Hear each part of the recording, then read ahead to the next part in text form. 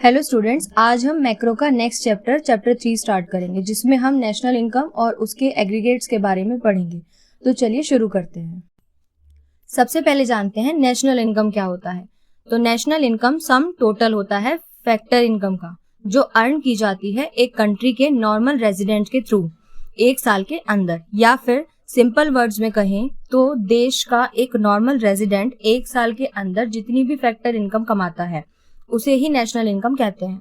इसमें 2 पॉइंट्स होते हैं। पहला, नेशनल इनकम में केवल फैक्टर इनकम इंक्लूड की जाती है, और दूसरा, नेशनल इनकम में कंट्री के नॉर्मल रेजिडेंट की ही इनकम इंक्लूड की जाती है। Next question, what is factor income?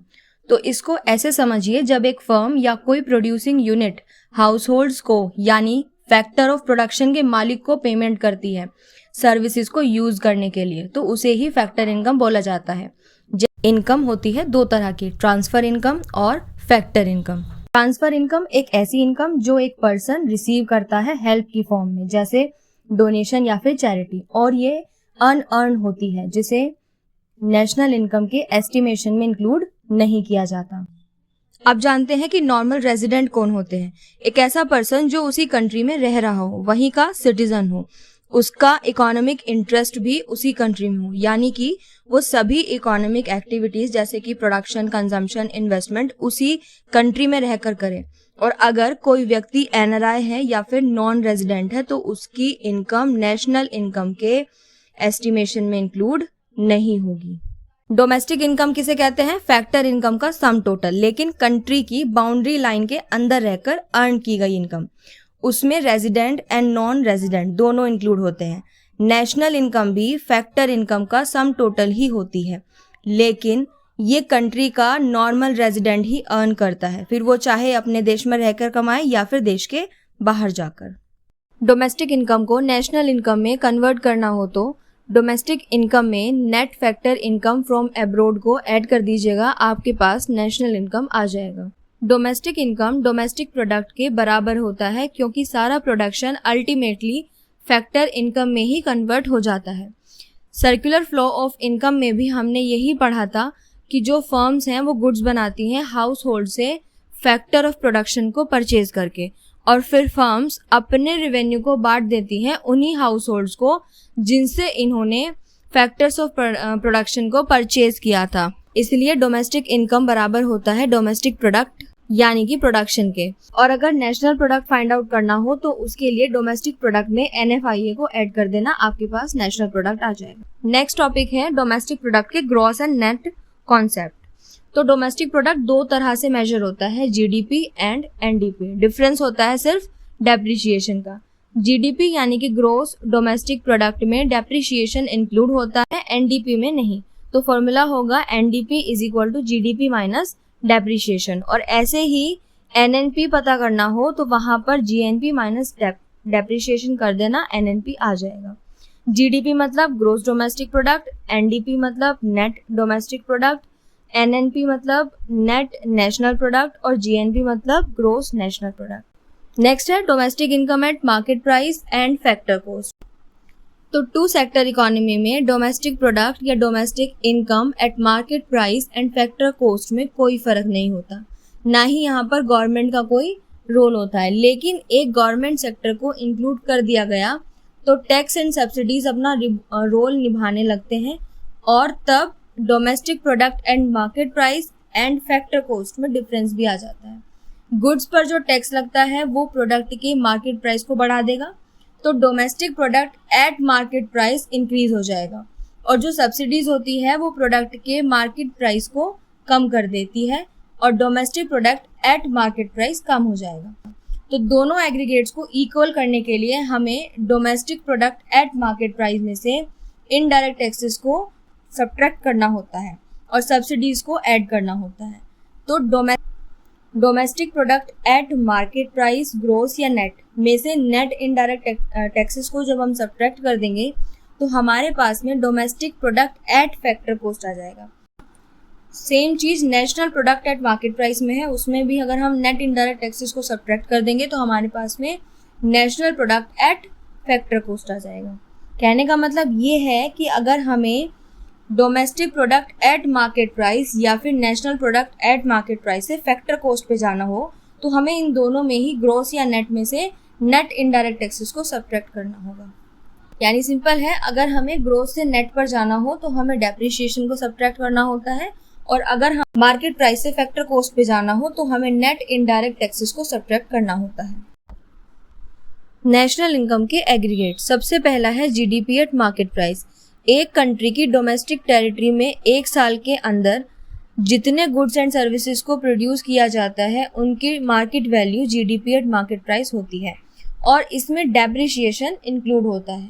दूसरा है एनडीपी एट मार्केट प्राइस। एक कंट्री की बाउंड्री लाइन के अंदर एक साल में प्रोड्यूस होने वाले सभी प्रोडक्ट्स और सर्विसेज की value NDP at market price है, लेकिन इसमें डेप्रिसिएशन इंक्लूड नहीं होता। नेक्स्ट है आपका जीएनपी एट मार्केट प्राइस। ये जीडीपी एट मार्केट प्राइस और एनएफआईए का सम टोटल होता है। एनएनपी एट मार्केट प्राइस ये एनडीपी एट मार्केट प्राइस और एनएफआईए का सम टोटल होता है। नेक्स्ट है आपका जीडीपी एट फैक्टर कॉस्ट। एक साल के अंदर कंट्री की टेरिटरी में गुड्स और सर्विसेज का प्रोडक्शन और उस प्रोडक्शन से जो कॉस्ट आती है वही जीडीपी एट फैक्टर कॉस्ट है। इसमें भी डेप्रिसिएशन इंक्लूड होता है।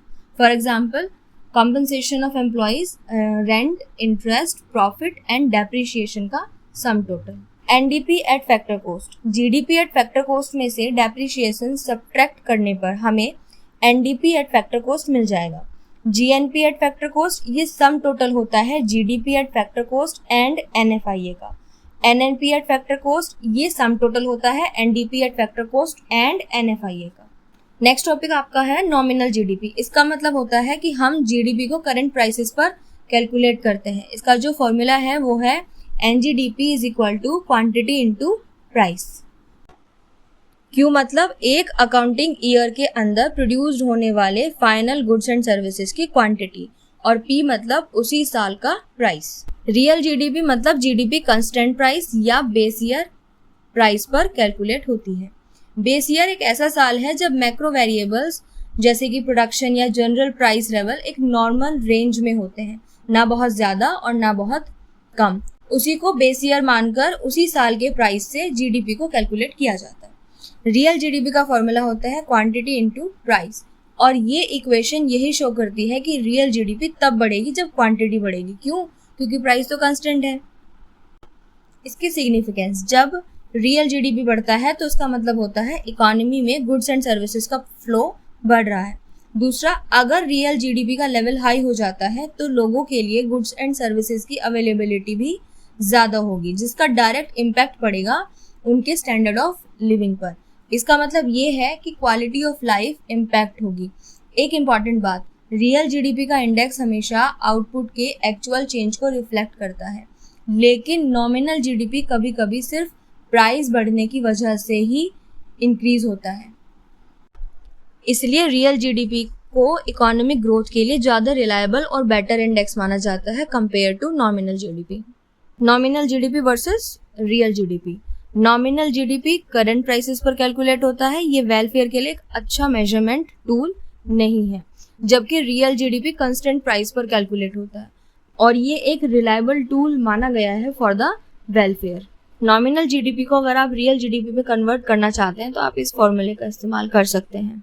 जीडीपी डिफ्लेटर क्या होता है? GDP at current price and GDP at constant price का रेशो जीडीपी डिफ्लेटर होता है।